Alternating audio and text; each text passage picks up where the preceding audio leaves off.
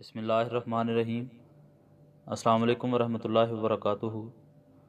معزز خواتین و حضرات، مشہور حدیث ہے کہ السکوت سلامت، یعنی خاموشی میں سلامتی ہے۔ چنانچہ شیخ سعدی رحمۃ اللہ علیہ اس سے ملتی جلتی ایک حکایت اپنی گلستان میں درج کرتے ہیں۔ آپ لکھتے ہیں، ملک مصر میں ایک درویش صورت آدمی نے مدتوں سے چپ سادھ رکھی تھی۔ لوگ اسے خدا رسیدہ بزرگ سمجھتے تھے اور پروانہ وار اس کے گرد چکر لگاتے تھے، جبکہ دراصل وہ ایک عام دنیا دار آدمی تھا، لیکن مسلسل خاموشی نے اس کا بھرم بنا رکھا تھا۔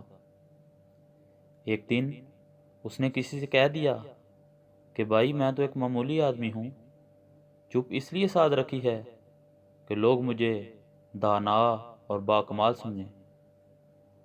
اس نے کہنے کو تو یہ بات کہہ دی، لیکن اسے یہ معلوم نہ تھا کہ اس کا نتیجہ کیا ہوگا۔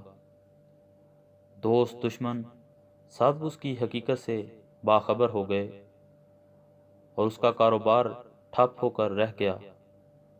مگر اب پچھتائے کیا ہوت جب چڑیاں چگ گئی کھیت۔